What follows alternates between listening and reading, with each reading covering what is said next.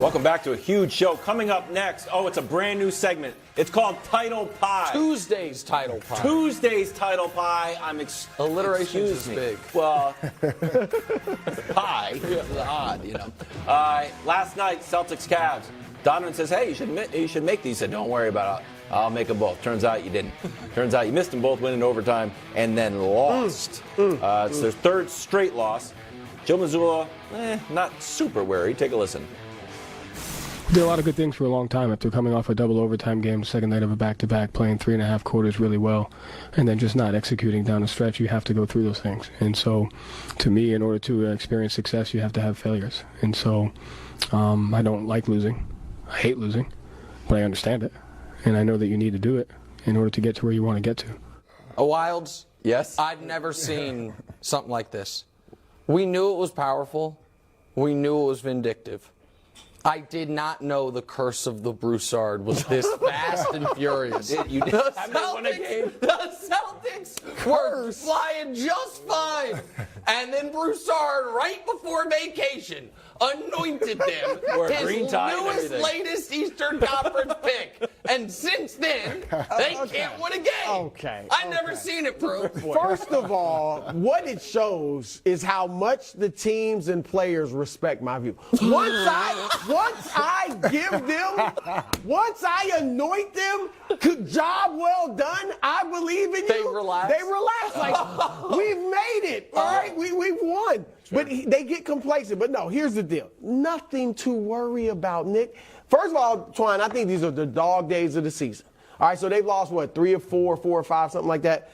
We can look at Philly's schedule, Milwaukee's schedule, and see the same types of stretches. Everybody has these in the NBA. Secondly, all right, last night they were up 11 with 4 minutes left without Jason Tatum and Al Horford. Okay, let's not forget that. Secondly, a couple weeks ago they beat Philadelphia. They beat Philadelphia twice in the last, in February. Beat them twice in February. They are still fine. There's nothing to worry about. See, I think we got to realize we're not going to get those days no more like the Bulls where you see 60 teams fighting for 70 wins. This is a different era. This new group of guys are not focused like that where they're going to be consistent like that for 82 games. So you're going to have stretches where they don't play well with games you think they're going to win. I don't think a lot of these teams really worry about seeding either. Coaches probably worry about seeding more. I think the one seed in the East this year matters. Because if you think it's Milwaukee, Boston, and Philly as the 3 real contenders in the East, if you're the 1 seed, you only got to beat one of them. If you're the 2 or the 3, you got to beat both of them. So I do think it matters a bit for Boston. I didn't say it didn't matter. I said I think a lot of teams now they don't. Home court advantage is not the same anymore back in the day. The 3 losses. Last night's loss, you make a free throw, you win the game. So cross that one out. The Knicks loss, as much as I was rooting for the Knicks, there was a few chances Tatum had a layup. Al Horford could have hit 3, so cross that one out. The Nets loss, you're up 28. Then the Nets went on a 83-39. It's just a total relaxation. So maybe it's about the dog days of the summer. Maybe it's about a team that's not focused. Yeah, I think that well, might be there. I'm not going to let Tatum and Jaylen Brown off the hook like that. The team that went to the finals already, obviously losing to Golden State, they should be a little bit more focused. Okay. I think, you know what I mean? So I think if you want to win it again, you should be a little bit more determined. That's when those guys got to grow up. In the past, the last couple of years, we've given them a break because they've been young. Yeah, no, this year there's real expectations. Right, now it's time to take the next step as leaders of this team, and they got to lead the way. Okay. And it ain't just by scoring. You got to lead in the locker room and those other things. So Al Horford, those guys have got to step up, and you should be hungry. So, I mean, you should be concerned. Okay, a little bit of concern. On the other side of the ball, no big deal, my guy Donovan, another 40-point game. So, it's the 8th time this year he scored 40 points. Also had 11 rebounds. Can I just make a request, Wild? Yeah, what?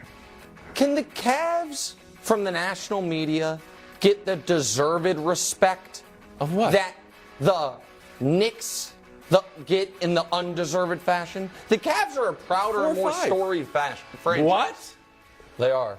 Wait, what? The Cleveland Cavaliers, let's just go small sample. The last 50 years are a better franchise than the Knicks. They both got one. They both have one title. The Cavs have been to far more finals. The Cavs have far greater player. And right now this year with the Knicks, who's the best player between the Knicks and the Cavs? Who is it? Donovan Mitchell. Okay. Who's the best young player between the two teams? It's Evan Mobley. Who has the better record? Who's been better start to finish of the year? So all I'm asking is, I understand we don't do these shows from the streets of Cleveland, so everyone's not worried about it. Fans pandering to the fans. Oh, Knicks. As much as you demand we say, oh, the Knicks are a threat, let's give it to the Cavs. 9 in a row. That's all let's give it to the Cavs. 2 minutes ago, you just named the 3 threats. Boston, Milwaukee, and Philadelphia. Yeah. You said, get the number 1 seed. Yeah. Guess what? Because you meet Cleveland in the second round. No fear from them. So, look, it's a nice season. I love J.B. Bickerstaff. He's done a great job. And they should beat the Knicks. Because, like you said, they'll have the best player on the floor, and they got the number 1 defense in the league. Their defense is wild. All right? And they got, like you said, the better younger players. But after that, they've actually played well against Milwaukee and Boston, though. I will say that. They're a tough out. Donovan, 3-1 against Boston. can I show you the defensive ranks of the Cleveland Cavaliers, Antoine? Defensive rating 1, field goal percentage 5th, 3 points made 3rd. Points in the paint. So you're 3rd at defending the 3 and Jared points Allen. in the paint. It's wild. So are you feeling Mobley. optimistic Well, about the Cavs? they got good size. You got 2 7-footers down there. You can protect the paint. They're going to make you shoot jump shots to beat them. The thing about them is when you get in this, it's not just a one-star thing. They got one guy that can really go get a buck. Darius Garland, we'll see if he's able to do it. We'll see if he's able to do it. But we know Donovan Mitchell's proven that he can do it, obviously, in the playoffs. We'll see if Darius Garland can go out there and get you big buckets.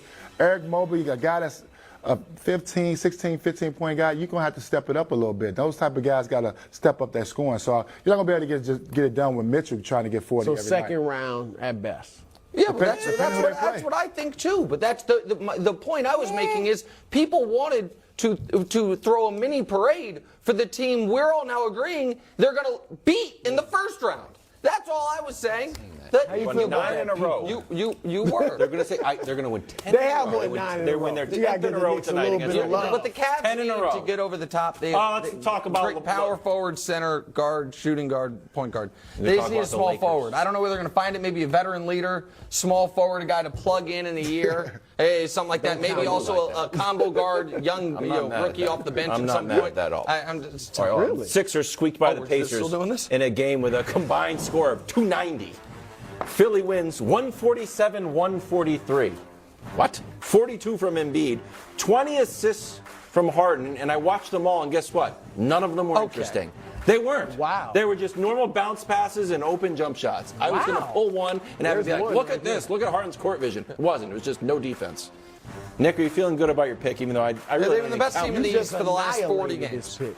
They've been the best team in the East for the last 40 games. After the 12-12 start. I know we're late, and I'm talking about them in title pie, but this is the exact reason they're dangerous. Embiid's playing the last 3 years. He's 31-11-4 with great defense, and Harden's playing the best he's played since his first year with the Nets.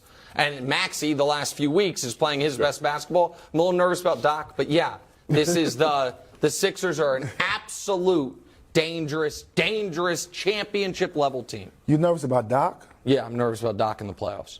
It's been a decade since he's been past the second round, and he's had talent. Yeah, I'm nervous about Doc.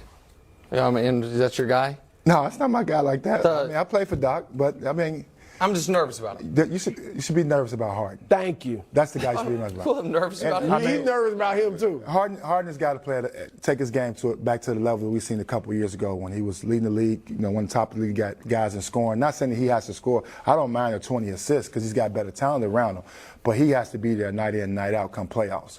He can't have off nights. No, He has you the ball in said his it. hand too much to have off nights. Look, I think Harden is one of the greatest players ever in terms of being an elite level scorer and an elite level playmaker. Like you said it in Brooklyn, he was a great point guard. Here he's been a great point guard. But like Twan said, my question is, the time is the playoffs.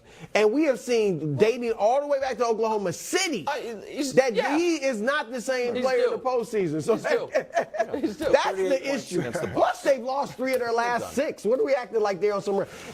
Indiana has won 6 games in the last 25. Sixers are surging. And they Give me a took them break. to, what, Give me a